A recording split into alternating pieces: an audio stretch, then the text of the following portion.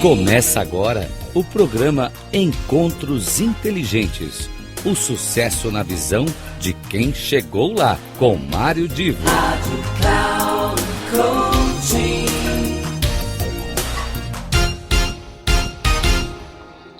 Atenção você que me acompanha aqui nos nossos Encontros Inteligentes. Hoje é um programa todo especial, ambientado em função da Copa do Mundo. O nosso tema fundamental é Copa do Mundo.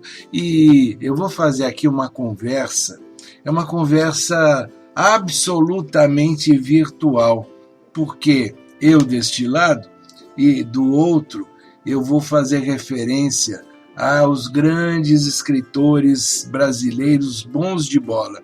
Sabe aqueles escritores que de alguma maneira se orientaram pela paixão pelo futebol e acabaram desenvolvendo parte de suas obras usando o futebol como tema. Em época de Copa do Mundo, a gente não pode deixar de aproveitar este momento e fazer essa conversa, como eu disse, virtual.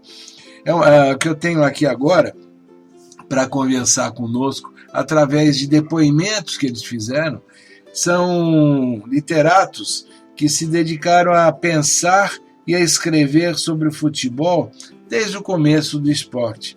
E eles são personagens inesquecíveis dentro do nosso contexto da literatura, mas que de alguma maneira hoje eu só quero olhar pela perspectiva do futebol. E então vamos lá, quem é que aparece aqui conosco para este encontro inteligente? Alcântara Machado. Alcântara Machado é o primeiro desta lista e eu quero fazer menção a que ele é um autor que escreveu alguns contos e que não escondia a sua paixão pelo antigo Palestra, que hoje é o nosso Palmeiras. Outro que aparece aqui é um declarado torcedor do Fluminense, o Nelson Rodrigues. Talvez o Nelson possa ser considerado como aquele que tem mais associado ao futebol a sua imagem, e dele nasceu aquela expressão, a pátria em chuteiras. Outro que eu vou mencionar aqui, algumas palavras que ele desenvolveu acerca do futebol, é o Moacir Scliar, que lançou várias ficções brasileiras ambientadas em particular no futebol, e ele também eu vou ter algumas palavras dele aqui no nosso encontro. Carlos Drummond de Andrade, bom, esse é um nome inesquecível. Ele escreveu em forma de verso, quase prosa, que nós precisamos dar um nome português a esse desporto, quando na realidade o futebol é uma adaptação do original em inglês. Graciliano Ramos é outro que previu em 1921 que o futebol despertaria interesse efêmero. Olha só, ele errou demais. Na realidade, o Graciliano Ramos, dentro de uma visão, ele acabou, como se diz, quebrando a cara. Ele achava que aquilo seria algo muito efêmero. Claro que em 1921 o futebol estava ainda no seu começo. Monteiro Lobato, o criador do Sítio do Pica-Pau Amarelo, foi fundo. É impossível assistir a um espetáculo mais revelador da alma humana. O Monteiro Lobato parece que já adivinhava então o quanto o futebol seria um esporte de grande paixão, e no caso do Brasil então nem se fala. João Cabral de Melo Neto, ele quando jovem, ele foi um torcedor, tentou praticar futebol, mas se notabilizou como um torcedor do América do Recife. Na época, em um dos seus textos, ele escreveu que o deshábito de vencer não cria o calo da vitória. Lembrando, ele era lá do América do Recife. o deshábito de vencer não cria o calo da vitória.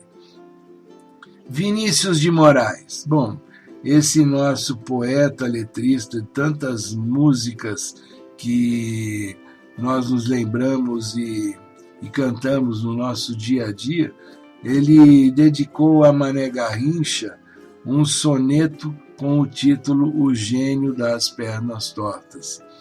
Oswald de Andrade, ele que escreveu, se notabilizou, né, pela época do modernismo, ele tem um poema intitulado A Europa Curvou-se ante o Brasil, sobre a primeira excursão de um time brasileiro, de uma seleção brasileira, ao velho continente, a Europa.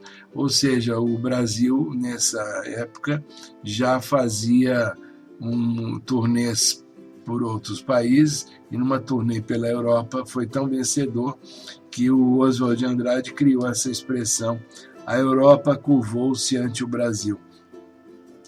E um escritor baiano, muito conhecido pelos seus contos, muitos deles de humor, ele, que é o João Ubaldo, ele escreveu o seguinte: ao gringo interessa mostrar que a raça deles é melhor.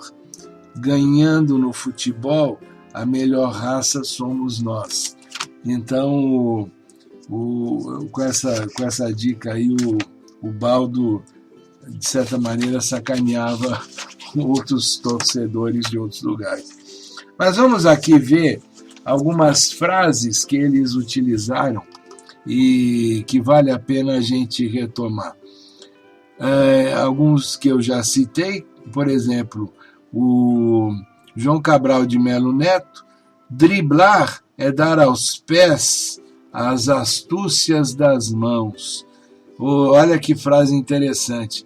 Quando a gente está vendo um jogo de futebol, e o jogador consegue dar um drible daqueles desconcertantes, parece que ele está tendo com os pés as mesmas habilidades que muitos têm com as mãos. Essa é a frase do João Cabral de Melo Neto. O Nelson Rodrigues, olha, lembrando, Nelson Rodrigues escreveu muitos contos, inclusive eróticos, né? E numa das suas frases ele escreve o seguinte, que para ele o futebol é anterior ao sexo. Muita gente diz, né, que o sexo, obviamente, se não existia sexo, não existia a humanidade, né? Não existia a procriação. Mas para ele o futebol está tão emprenhado na vida das pessoas que ele é anterior ao sexo. Nós vamos continuar com os nossos escritores. Um escritor que é interessante a gente citar, Luiz Fernando Veríssimo. Ele escreveu o seguinte: a tese é o futebol dos sem pernas e sem fôlego. O muito blá blá blá em torno do futebol é para aqueles que não têm fôlego nem pernas para jogar futebol. O Carlos Drummond de Andrade escreveu uma vez o seguinte: foi-se a Copa, ou seja, terminou a Copa, não faz mal. Adeus, chutes e sistemas. A gente pode, afinal, cuidar de nossos problemas. Claro que a gente percebe aí um cara que não tinha lá grande paixão, respeitava o futebol, mas não tinha lá grande paixão. Outro que também não era lá tão ligado, mas que não deixava de usar o futebol como uma referência em seus textos, era o Olavo Bilac. Uma partida de futebol não pode sustar o curso da história. Talvez, se Olavo Bilac tivesse visto que o Santos de Pelé fez uma excursão em um país da África, e para que o povo pudesse assistir o Pelé jogando, a guerra civil do país foi suspensa por um dia. Você consegue imaginar, você que é jovem me acompanha, que um país está em guerra civil e para a guerra por um dia para que haja a possibilidade do Santos de Pelé se apresentar. Ou seja, o futebol, uma partida de futebol do Santos de Pelé, conseguiu sim parar o curso da história de uma guerra civil em um país. E assim a gente vai desenvolvendo essa conversa. É uma conversa, notem, um encontro inteligente que eu estou fazendo não diretamente com os intelectuais, os escritores, mas eu estou fazendo com o texto que esses escritores imortais nos deixaram. Stanislau Ponte Preta.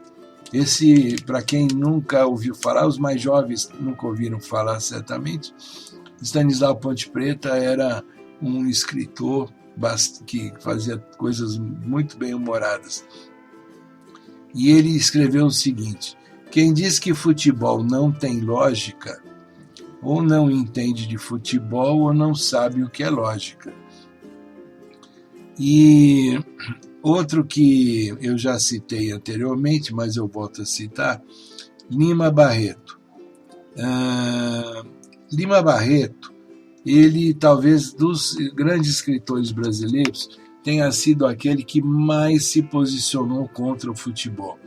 Ele era realmente contra o futebol, contra o espírito da torcida, contra tudo que dizia respeito ao futebol.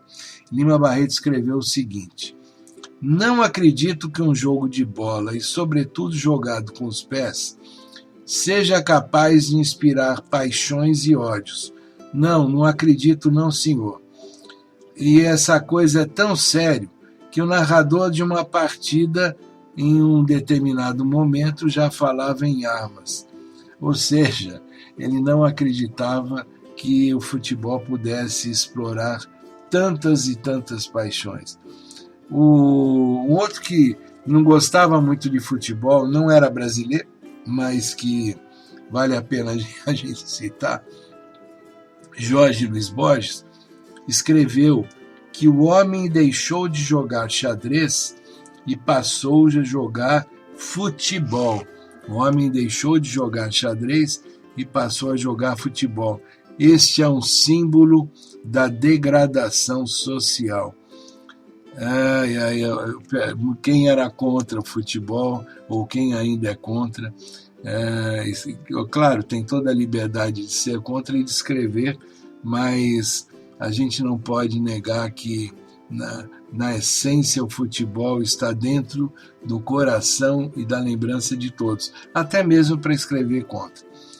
Um outro escritor brasileiro muito contemporâneo nosso é Milor Fernandes, e ele escreveu o seguinte: e no 8º dia Deus fez um milagre brasileiro, um país todo de jogadores e técnicos de futebol. É interessante como as pessoas têm visões diferentes de futebol. Alguns odeiam e outros chamam até de milagre. E um escritor também que não é brasileiro, mas é contemporâneo nosso, Mário Vargas Llosa, ele escreveu que o futebol é o ideal de uma sociedade perfeita. Notem, eu vou até terminar esse nosso encontro de hoje usando essas palavras aqui. O futebol é o ideal de uma sociedade perfeita. Poucas regras, claras, simples, que garantem a liberdade e a igualdade dentro do campo, com a garantia do espaço para a competência individual.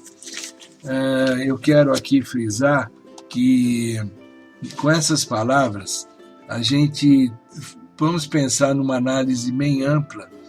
O futebol é um lugar que simula, segundo alguns escritores já disseram, e usaram essa figura figura de linguagem que eu vou aplicar agora, já usaram em muitos textos. Na realidade, em um jogo de futebol, nós temos como que uma batalha de dois exércitos. nesta batalha de dois exércitos, nós temos algumas regras para essa batalha, e essas regras são simples, claras, vale para todos, e uma coisa que vai se destacar é que entre esses dois exércitos vai sair vencedor aquele que demonstrar melhor competência. O Mário Vargas Llosa fala da competência individual. É claro que quando um atleta se destaca demais, no Brasil nós temos nomes, que eu não vou ficar aqui relacionando muitos nomes, mas nós tivemos Pelé e Garrincha, que foram fantásticos, né, para 2 Copas do Mundo. Tivemos Ronaldo, que foi fantástico numa última Copa do Mundo que o Brasil venceu em 2002. Junto com ele, tivemos outros atletas que também se destacaram. Tivemos numa Copa do Mundo de 94, o Romário aparecendo bastante, ou seja, individualmente, nós tivemos atletas que se destacaram e com isso, eu estou falando em termos de Brasil, e com isso, esse lado individual acabou se somando a um lado coletivo. A gente tem craques internacionais, Messi, Cristiano Ronaldo. Agora eu vou usar o Messi como um exemplo de alguém que já ganhou 5 vezes o título de melhor jogador do ano, mas enquanto jogando na seleção, por melhor que ele fosse, ele individualmente não conseguiu criar, junto com o coletivo, uma seleção que fosse vencedora, coisa que Maradona conseguiu fazer no passado. Então, o desempenho individual, ele é muitas vezes fundamental, mas ele depende de uma equipe, e por isso é que a ideia é que você pode ter um guerreiro muito bom no exército, mas se o exército como um todo não estiver bem orientado com uma estratégia adequada, esse exército tenderá a perder, e independente desse guerreiro que seja maravilhoso.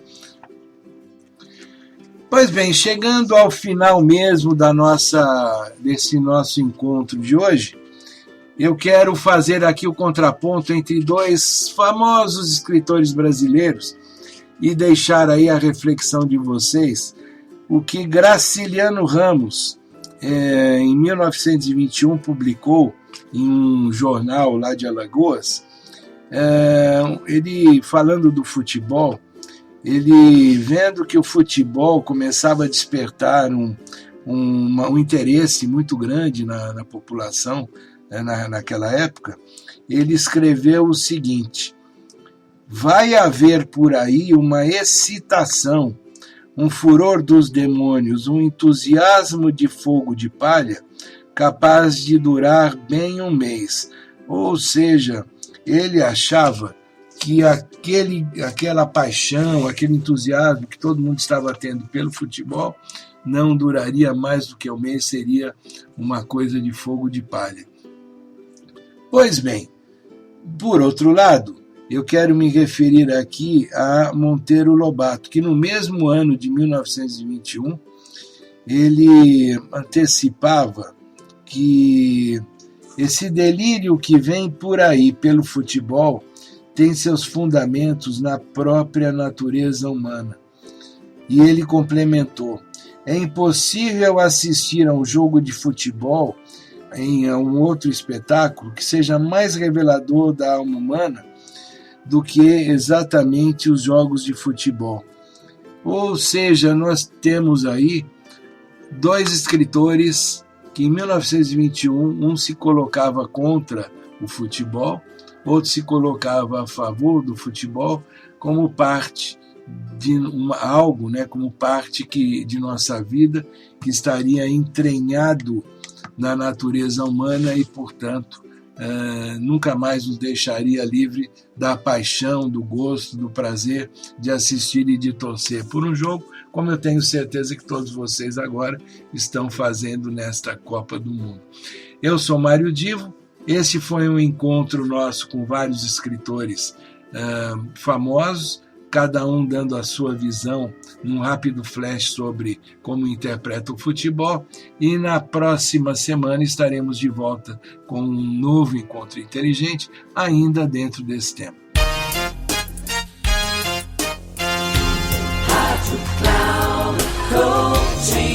Terminando Encontros Inteligentes, o sucesso na visão de quem chegou lá, com Mário Divo.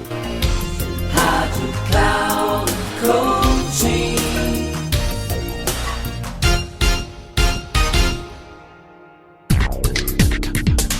Não perca Encontros Inteligentes, o sucesso na visão de quem chegou lá, com Mário Divo. Sempre às terças-feiras, às 8 da manhã, com reprise na quarta às 12 horas e na quinta às 16 horas, aqui na Rádio Cloud Coaching. Acesse o nosso site radio.cloudcoaching.com.br e baixe o nosso aplicativo na Google Store.